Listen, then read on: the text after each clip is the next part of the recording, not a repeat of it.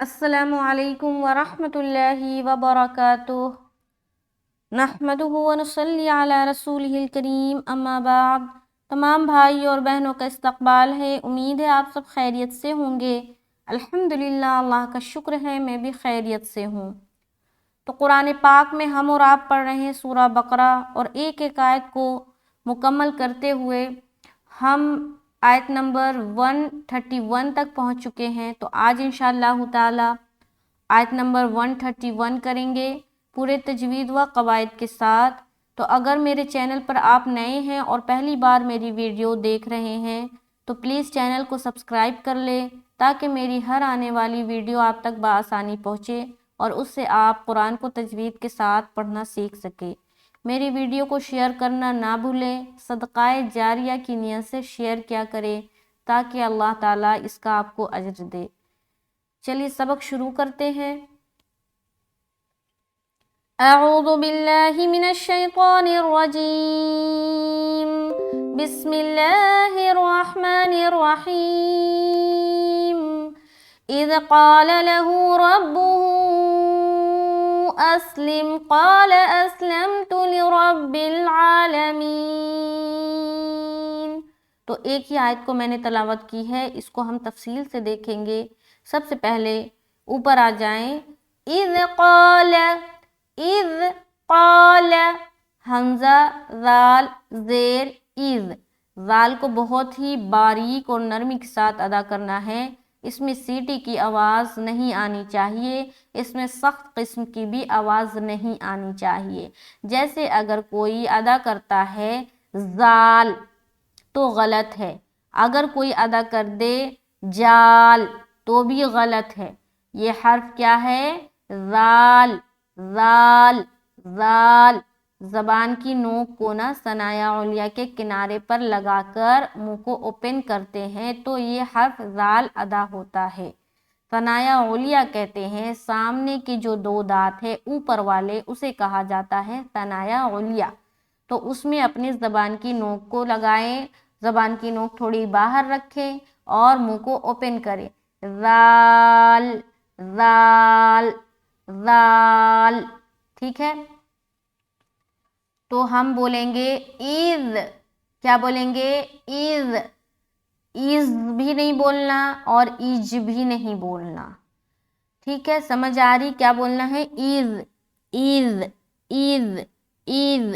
آگے قال، قاف الف زبر قا، لام زبر لا، قال۔ اب بتایا تھا کہ جب بھی الف موٹے حرف کے ساتھ آئے موٹا پڑھا جائے گا۔ تو یہ جو حرف قاف ہے یہ موٹا ہے، یہ حروف مستعلیہ میں سے ایک ہے۔ جو موٹے پڑھے جانے والے حروف ہیں وہ کہلاتے ہیں حروف مستعلیہ، تو اس میں سے ایک ہے، لہٰذا قاف کو موٹا ادا کریں گے۔ تو جب ہم قاف کے ساتھ الف کو لگا کر الف مدہ کریں گے تو الف بھی موٹا پڑھا جائے گا۔ جیسے کہ اذ قال اذ قال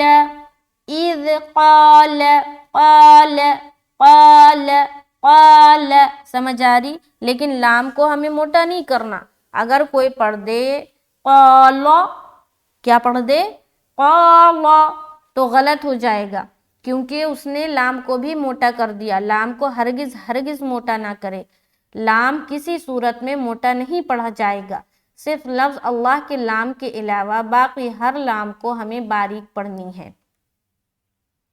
تو یہاں پر جب دونوں کو ملا کر پڑھیں گے اذ قال اذ قال اذ قال، سمجھ آ رہی؟ کچھ کنفیوژن ہو کمنٹ کریں۔ آگے لہو، لام زبر لا، ہا الٹا پیش ہو، لہو لہو، اذ قال لہو اذ قال لہو ربہ، را با زبر رب، با پیش بو، ربو، ہا الٹا پیش ہو اور اوپر مد، مد آ گیا تو کیا کرنا ہے؟ کھینچنا ہے 3 سے 4 الف کی مقدار کے باقدر۔ اب یہاں پر دیکھیں گے یہ کون سی مد ہے، تو یہاں دیکھیں یہ جو ربہو ہے یہ ایک الگ لفظ ہے، ایک الگ کلمہ ہے، اور دوسرا جو ہے اسلم، اور حمزہ اسلم کے ساتھ آ رہا ہے، لہٰذا یہ ہو گیا مد منفصل۔ جب بھی حرف مد ایک الگ لفظ میں ہو اور حمزہ ایک دوسرے لفظ میں ہو تو سمجھ جائیں کہ وہ مد منفصل کا قاعدہ ہے، 3 سے 4 الف کھینچے۔ اذ قال له ربه اسلم، حمزہ سین زبر اس، لام میم زیر لم، اسلم، قال اسلمت، قال پھر اسی طریقے سے جیسے یہاں پر ہم نے ادا کیا ویسے یہاں بھی ادا کریں گے۔ اچھا یہاں پر ایک چیز میں واضح کر دوں کہ را جو ہے نا، را موٹا رہے گا، را کے اوپر زبر ہے۔ اذ قال له ربه اسلم، اور حمزہ کو جب سین سے ملائیں گے سیٹی کی آواز ظاہر ہوگی، اسلم، قال اسلمت، قال پھر اسی طریقے سے جیسے یہاں پر ہم نے ادا کیا، اس کے بعد حمزہ سین زبر اس، لام میم زبر لم، اسلم، تاپش تو، قال اسلمت لرب العالمین، قال اسلمت لرب العالمین، لام زیر لی، را با زبر رب، لی رب، با لام زیر بل، لی رب بل، عین کھڑا زبر عا، لام زبر لا، عال، میم یا زیر می، یا مدہ کریں گے، یا ساکین اس سے پہلے زیر ہے، می، نون زبر نا، نون کا زبر ہٹا کر یہاں پر وقف کریں گے، ٹھیک ہے۔ لام کو ہم بالکل باریک نکالنا ہے، را کو موٹا کریں گے، را بل، غا، عین کو بالکل اچھے سے واضح طور پر نکالنا ہے، آ نہیں بولنا، آ نہیں بولنا، غا، غا، لامین، لامین، می کو کھینچ رہے یا مدہ کر رہے، یہاں تک پورا دیکھیں۔ اذ قال له ربه